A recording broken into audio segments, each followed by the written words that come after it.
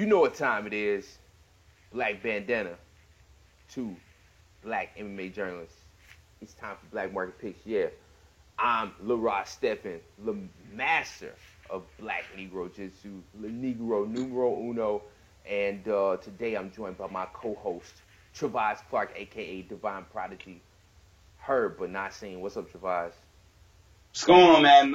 Another card. Finally, we're back. Another pay-per-view.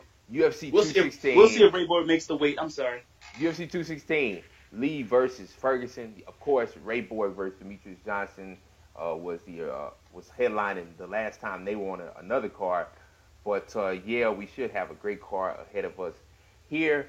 Of course, we're giving you all the top DraftKings plays in each price range in under 10 minutes. And if we don't, we're going to be giving out free merchandise. But since we don't have any free merchandise, we just got to make it in under 10 minutes because, yeah, we don't have no merchandise yet. It's coming. Black Market Picks hats, T-shirts, mugs, one with your Vi's face on it. We got some keychains coming. We got it, man. Anyway, let me get my handy dandy timer ready here so we can get right into this.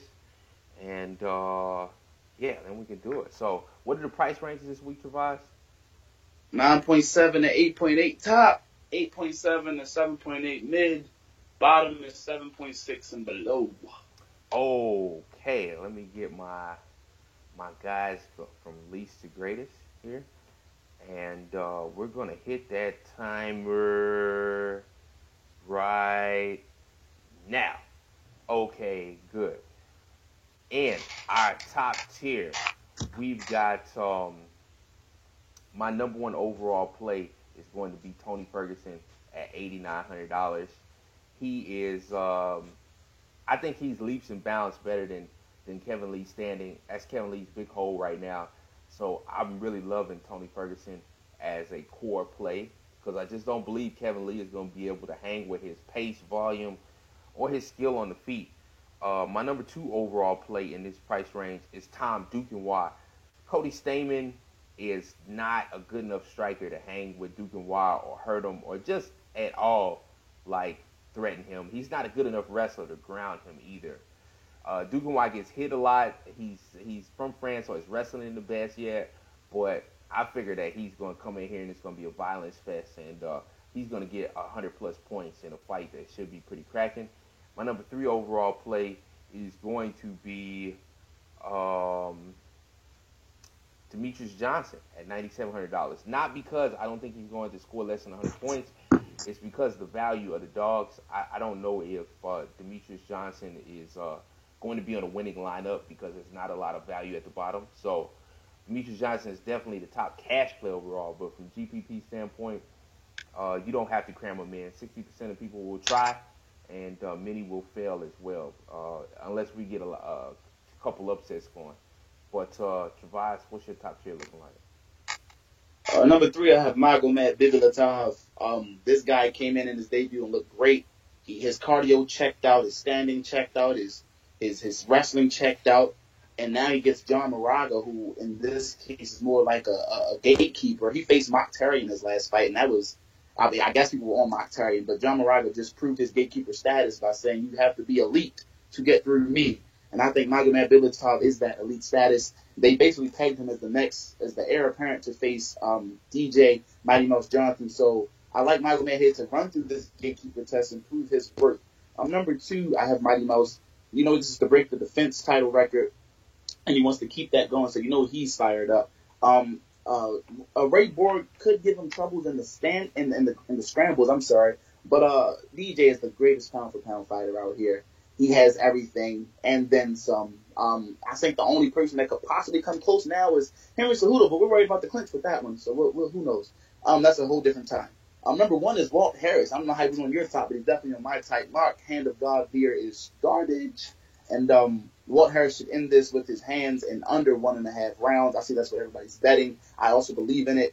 By the big ticket by knockout, man. The big ticket by knockout. Yeah, I think that's a great possibility as well, but I just, Walt Harris is low output, and I'm going to have some big ticket. He's falling into my constructions as we go on here. But let's get into this mid tier, 8.7 to 7.8. Am I right? 8.7 to 7.8. You're right. Okay, my number one overall play in this price range is going to be Fabricio by Cavallo Verdum. He has every advantage against Derek Lewis. I don't know if he's going to be able to capitalize on it. He should be able to. If he gets it to the ground, it's over. That is the bottom line. This fight is done. It's a wrap. Derek Lewis won't be able to survive Fabricio Verdum on the ground. He submitted both Cain Velasquez and Fedor Emelianenko from his back. So I don't see how Derek Lewis wins unless he clips Verdum. And he's not the better striker by a mile, and he's definitely not the better grappler. So Verdum should win this, but I will play both sides of it. My number two overall play in this price range is Pearl Gonzalez. I think she's a much better grappler than Botello. She's a very strong grappler. She landed most of her takedowns against Calvillo. Calvillo was able to scramble, though. She almost finished Calvillo with an armbar. Pearl Gonzalez is a very good grappler. This is a grappling versus striker matchup. And Pearl Gonzalez has a high-level grappling game versus a striking game that's kind of underdeveloped. I think she has. I think you always take the grappler over the striker in cases like that. And my number three overall play in this price range is going to be one. So it's 8.7 to 7.8, right? Uh-huh. Oh yeah. Let me get Matt Schnell. He's garbage. He's burned me twice. Garbage. I know, but somebody's gonna get hurt in that fight, and I figure that Schnell is gonna be aggressive, and I think he can he can avoid getting hurt, but this fight is important overall. So you can use Beltran too, but it's a GPP show, so yeah, I think somebody's gonna get hurt and finish. So that's my top three in that price range. If he cannot beat Marco Beltran, please cut him. Number three, I have Brad Tavares. I think this is Brad Tavares is, in a sense, fight to lose. I like Tyler Slade, even though he's a grizzled veteran. But in my opinion, Brad Tavares has fought the same fight 2 fights in a row now. Guys want to take him down, and Brad Tavares' takedown defense is very good. And though Tyler Slade may have a bit better striking than I forget his name right now, Elias Theodoro, I think Brad Tavares' striking is just a little bit better, and it'll be a close contested split decision. That's all I got for you there. Number two, I have Fabricio Verdum. He's better than Derek Lewis any which way here. Derek Lewis was just on the cusp of retiring, so what is really his mindset coming into this fight?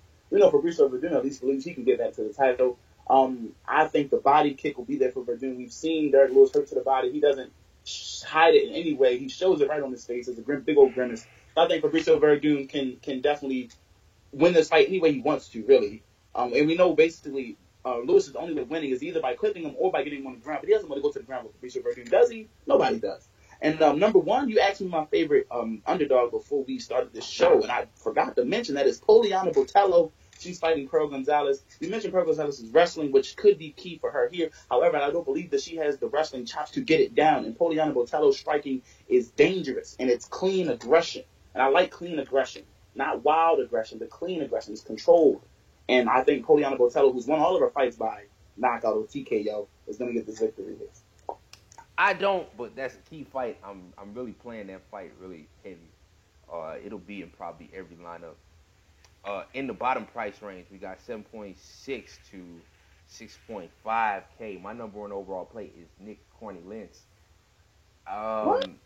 Nick Lentz has trained for Will Brooks down in the American Top Team, and I've been hearing rumblings that Brooks has some problems down there with the wrestling, and he's had problems with his wrestling in his last 2 fights. So I love Nick Lentz. He's my number one overall play. I think Will Brooks is cursed. The trend continues, and I'm riding the train.